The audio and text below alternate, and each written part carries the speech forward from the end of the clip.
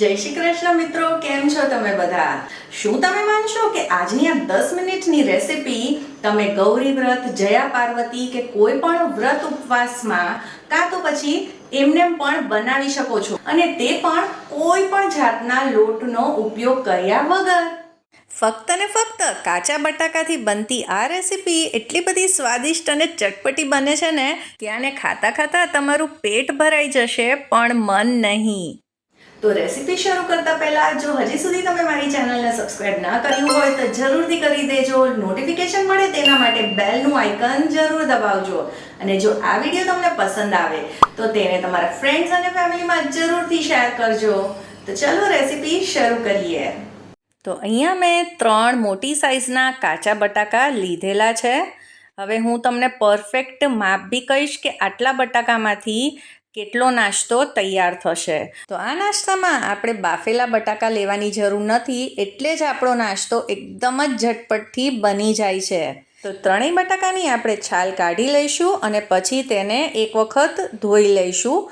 અને પછી એવું હોય તો તમે કિચન ટોવેલથી એને એકવાર લૂછી પણ લેજો, જેથી કરીને તેમાં કોઈ પણ પાણીનો ભાગ ન રહે. હવે આપણે મીડિયમ કાણાવાળી ખમણી લેવાની છે અને આપણે બટાકાને ખમણવાના છે. અને ખૂબ જ મોટા કાણાવાળી ખમણીનો ઉપયોગ ન કરતા આનાથી થોડાક જો નાના કાણા હશે તો પણ ચાલશે. તો આપણે બટાકાને ખમણી લઈશું, પણ તમારે એ પણ ધ્યાન રાખવાનું છે કે ખમણીને તમારે એને પાણીમાં નથી નાખવાના. એટલે જ્યારે તમારે આ નાસ્તો તૈયાર કરવાનો હોય ત્યારે જ તમે આને ખમણજો, જેથી કરીને બટાકા કાળા ન પડે. તો આ રીતના બટાકાના લચ્છા તૈયાર થઈ ગયા છે. હવે આ બટાકાને આપણે એક મિક્સિંગ બોલમાં ટ્રાન્સફર કરી દઈશું. આપણે આ વ્રત માટે તૈયાર કરી રહ્યા છીએ એટલે આમાં અમુક વસ્તુ આપણે નહીં ઉમેરીએ, જેમ કે હળદર, લાલ મરચું, ધાણા જીરું. જો તમે છોકરાઓના નાસ્તા માટે, ટિફિન માટે બનાવતા હો ને તો તે બધી વસ્તુ આમાં ઉમેરી શકો છો. અને ઘણી જગ્યાએ વ્રતમાં અમુક વસ્તુ ખવાય છે, અમુક લોકો અમુક વસ્તુ નથી નાખતા, તો તમે એ પ્રમાણે આમાં કંઈ પણ વસ્તુ ઉમેરી શકો છો, કાં તો પછી એને અવોઇડ પણ કરી શકો છો. તો ચલો આમાં બધા મસાલા કરી લઈએ. તો જો વ્રત માટે બનાવતા હોય તો 1 ચમચી આમચૂર પાવડર, અને વ્રત માટે ન બનાવતા હોય તો 1 ચમચી ચાટ મસાલો ઉમેરીશું.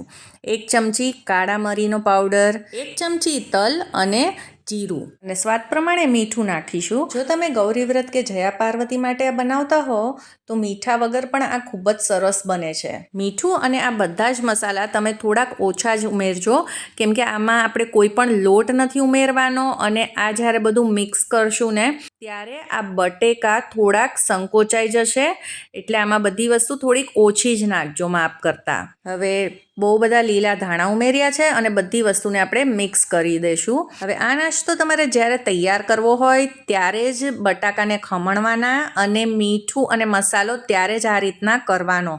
આ આપણે મિક્સચર કરીને રાખી નથી દેવાનું. જો આપણે રાખી મૂકશું ને તો આમાંથી પાણી છૂટવું પડશે અને આપણો નાસ્તો બરાબર નહીં બને. તો હળવા હાથે આપણે બધી વસ્તુઓને મિક્સ કરી દીધેલી છે. તો આ રીતના લચ્છા તૈયાર થઈ ગયા છે બટાકાના. હવે આપણે આને જરા પણ રેસ્ટ નથી આપવાનો. તો ચલો હવે આપણે આ નાસ્તો બનાવી લઈએ. કોઈ પણ નોનસ્ટિક પેન કે લોઢી રાખી દઈએ ગેસ પર. હવે તવો થોડો ગરમ થઈ જાય એટલે 2 ચમચી તેલ ઉમેરીશું અને બ્રશની મદદથી કે ચમચીની મદદથી આ રીતે એને ફેલાવી લઈશું.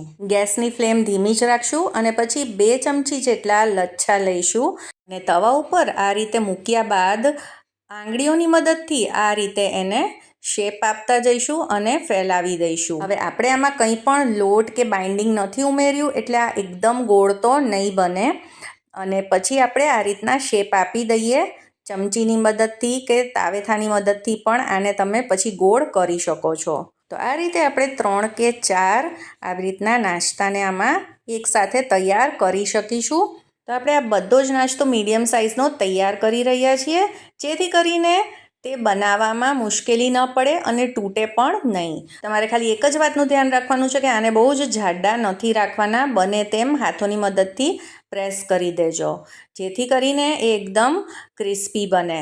જો કોઈ એક્સ્ટ્રા લચ્છા બારે રહેતા હોય તો ચમચી કે તાવેથાની મદદથી આ રીતે એને સરખું શેપમાં લઈ લેશું. જ્યારે આવી રીતે લચ્છાઓને પ્રેસ કરીશું, એકસાથે લાવશું ને તો એની જાતે એકસાથે આવી જશે અને કંઈ બી બાઇન્ડિંગ માટે લોટ નાખ્યા વગર પણ એ તૂટશે નહીં. હવે આ નાસ્તો ઢાંક્યા વગર પણ બનશે અને અંદરથી બિલકુલ કાચો નહીં રહે. જો તમારે આ એકદમ જ ક્રિસ્પી બનાવવો હોય ને નાસ્તો તો તેને ઢાંકશો નહીં, અને જો તમારે થોડો સોફ્ટ બનાવવો હોય તો તેને ઢાંકીને આ રીતે 1 કે 2 મિનિટ રાખજો. ગેસની ફ્લેમ આપણે મીડિયમ જ રાખી છે, હાઈ નથી રાખી. તો તમે જોઈ શકો છો કે આ એકદમ સરસ રીતે એક તરફથી શેકાઈ ગયું છે. તો આપણે તેની સાઈડ પલટાવી લઈશું અને બીજી તરફથી બી એને બરાબર થવા દઈશું. હવે આ આપણે છેલ્લે નાખ્યું હતું એટલે એને થોડી વાર પછી પલટાવશું.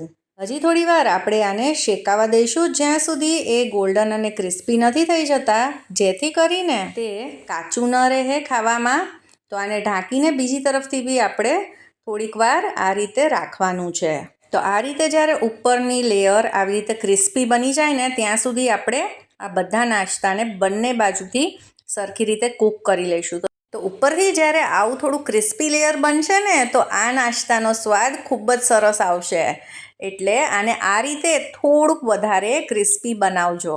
હવે આ જ રીતે આપણે બીજો બેચ પણ તૈયાર કરી લઈશું. આપણે જે મોટી સાઇઝના બટાકા લીધા ને તેમાંથી 8 જેટલા આ નંગ નાસ્તાના તૈયાર થયા છે.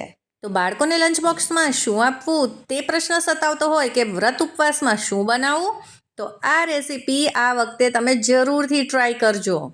તો ફક્ત બટાકાથી બનેલો આવો ફરાળી નાસ્તો મળી જાય ને તો મજા જ આવી જાય. આજે જ ટ્રાય કરજો.